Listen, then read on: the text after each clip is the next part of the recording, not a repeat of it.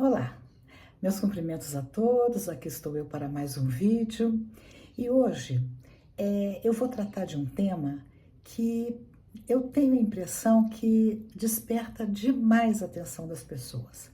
E de fato, o que eu observo? Na internet, vira e mexe, a gente vê as pessoas falando sobre transição planetária, falando sobre que os espíritos vão sair do planeta Terra se eles estiverem acompanhando o progresso da Terra, ou que eles vão, ou que a Terra vai receber espíritos já mais preparados e que se predispõem a virem para cá para auxiliar o avanço do planeta e também para resgatar algumas das suas dívidas. De qualquer maneira, o que a gente vê é que está se tratando muito desse processo de transição. E a gente precisa entender que o planeta Terra, que tem 4 bilhões e meio de anos, não é possível que essa que nós estamos passando seja a primeira transição. Muito provavelmente a Terra já teve várias transições. Só que é essa que nós estamos vivendo. Então é essa que nos interessa mais de perto. E, portanto, é o que desperta em nós maior curiosidade. Nós sabemos, por exemplo, que o que se fala é que tudo vai depender muito, essa transição, quem fica e quem vai depender muito de nós, de cada um de nós. A gente ouve muito a palavra ascensionar. Então, algumas pessoas vão ascensionar durante a transição planetária. E o que é ascensionar? É subir, sair daqui, né? Galgar um degrau para cima. E quem vai ficar não vai ascensionar, quer dizer, ou vai descer para um patamar mais inferior, ou vai permanecer aqui na Terra numa situação mais difícil.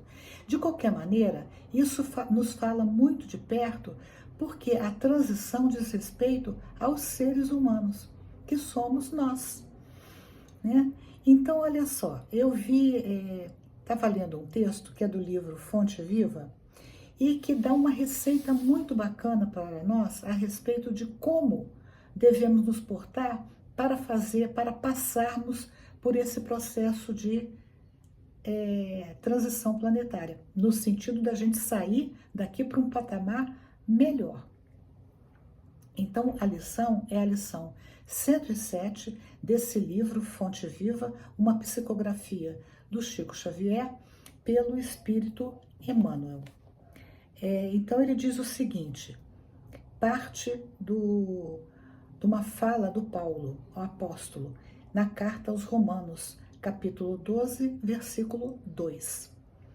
Abre aspas. Transformai-vos pela renovação de vossa mente. Quer dizer, porque tudo passa por aqui. Nós precisamos renovar as nossas mentes. E renovar as nossas mentes é o quê? Renovar o nosso padrão vibratório, o tipo de pensamento que nós alimentamos. Então, isso é importante, primeiro, que a gente se conheça. Como é que eu penso? O que eu penso? O que eu alimento através do meu pensamento? Então ele está dizendo, transformai-vos pela renovação de vossa mente, para que proveis qual é a boa, agradável e perfeita vontade de Deus. Então é só pela renovação da nossa mente é que nós vamos poder nos conhecer e também saber qual é a vontade de Deus. Porque quando a gente renova a nossa mente, o Paulo está dizendo é que nós vamos nos aproximar de Deus e saber o que ele espera de nós. E aí o Emmanuel faz um comentário muito lindo a respeito dessa passagem. Ele diz assim, não adianta a transformação aparente da vossa personalidade na feição exterior. Então vamos parar aqui um pouquinho. Muitos de nós, a gente põe máscara. Então a gente acha que botando uma cara bonitinha, fazendo sorrisos meigos, se maquiar, né, parecer o que não é. É isso, ó, isso não adianta. A transformação aparente, quer dizer, só na aparência da nossa personalidade, na feição exterior, quer dizer, fazer parecer o que a gente de verdade não é. Continua o Emmanuel.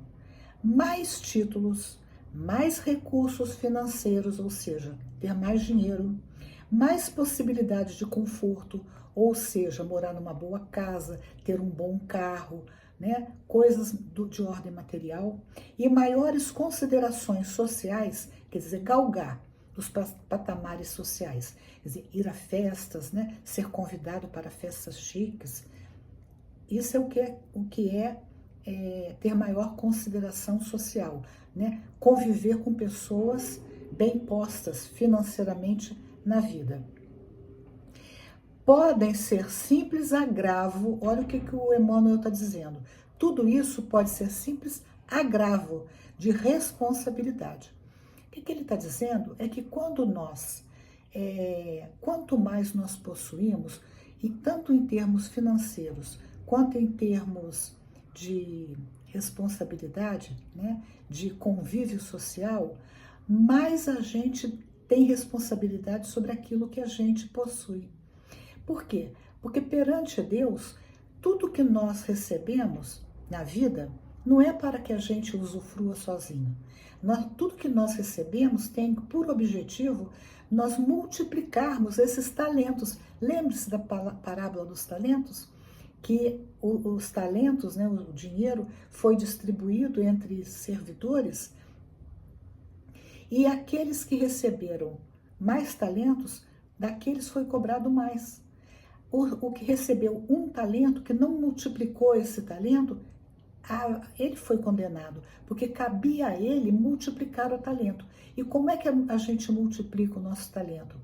Trazendo benefícios para aqueles com quem nós convivemos. Não adianta a gente ter um monte de talento e só nós sermos beneficiados. Bom, continua o Emmanuel. Renovemos-nos por dentro.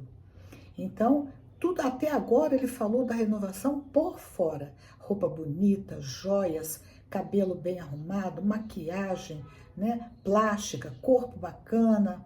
Isso tudo é fácil de renovar por fora. Mas ele está convidando a gente a se renovar por dentro. E aí ele continua dizendo assim: é preciso avançar no comportamento superior, ainda mesmo que a marcha nos custe suor e lágrimas. Quer dizer, a gente avançar no comportamento superior. Que comportamento superior é esse? Adquirir novos conhecimentos, avançar intelectualmente, avançar no sentido de superarmos os nossos defeitos morais. Então ele está dizendo que isso, nada disso é fácil. É fácil a gente ir numa clínica médica e pedir para renovar, fazer uma plástica, né? Ir numa loja, tomar um banho de loja. Isso é fácil. Agora, a gente renovar, se olhar e observar, puxa, né? Eu tenho sido muito egoísta, ou eu tenho sido muito cruel nos meus comentários, eu preciso melhorar aqui, eu preciso ter um olhar de maior ternura para com as pessoas com quem eu convivo. Isso é difícil, muito difícil, porque decorre de hábitos muito arraigados dentro de nós. Então, a gente passar a ter um comportamento humano, humanizado, quando nós, há milhares de anos, a gente vem praticando ações que não são positivas, isso é muito difícil. Por isso que ele está falando. Isso pode custar suor e lágrimas, quer dizer, é um empenho muito grande. E por que lágrima? Suor porque demanda trabalho da nossa parte. E por que lágrima? Porque não é fácil a gente olhar para dentro de nós e enxergarmos os nossos defeitos.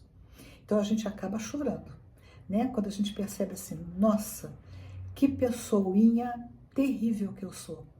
Porque vem o arrependimento, vem a consciência pesada que vai nos cobrar. Então é por isso que ele fala, isso demanda essa marcha para o ser superior que eu preciso ser, é uma marcha que nos custa suor e lágrimas. Mas o Emmanuel ainda, como se não tivesse satisfeito, ele ainda continua. Aceitar os problemas do mundo e superá-los à força do nosso trabalho, porque não é do trabalho do outro. Não adianta eu querer transferir o que compete a mim para o outro. E da nossa serenidade é a fórmula justa de aquisição do discernimento. E o discernimento requer o quê? Um autoconhecimento. Eu preciso saber o que é correto, o que não é. Eu preciso mergulhar dentro de mim mesmo para discernir aonde que eu estou errando, onde que eu preciso me fortalecer. Até tem aquela oração do São Francisco, que eu acho muito bonita, que ele fala: Senhor, dê-me força para mudar o que eu posso mudar. Dê-me coragem para aceitar o que eu não posso mudar. E dê-me discernimento para distinguir uma coisa de outra. Porque a vida é assim. Na vida, tem muitas coisas que eu não consigo mudar. Por mais que eu me esforce, faz parte daquilo que a gente chama de karma. Eu nasci com aquele desafio e eu preciso enfrentar esse desafio. Faz parte da minha vida. Agora, tem coisas que eu nasci com o objetivo de transformar. E é por isso que tem pessoas que acham que o espírita é comodista. Não, a gente não é comodista, mas a gente precisa saber fazer uma autoavaliação e pensar: aqui eu consigo mudar. Ali eu preciso ter resignação, quer dizer, aceitar o que eu não posso mudar. Porque eu não vou tem um ditado que diz: dar murro em ponta de faca. Né? Então, aprender a não dar murro em ponta de faca, porque eu vou me ferir. Então, isso é um ato também de entendimento, de coragem, né? De sabedoria, né? Saber até onde eu posso ir. Continua o Emmanuel.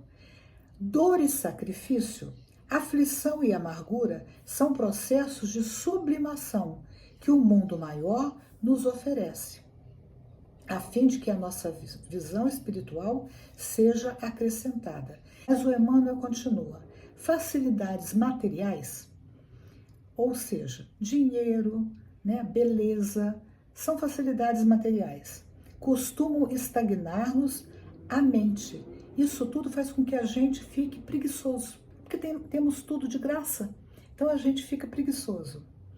Quando não sabemos vencer os perigos fascinantes das vantagens terrestres. Aí ele abre um parênteses aqui muito importante, porque ele não está dizendo que o ter quer sempre dizer coisa ruim. Não, ele está dizendo o quê? Isso pode fazer com que a nossa mente fique parada no tempo.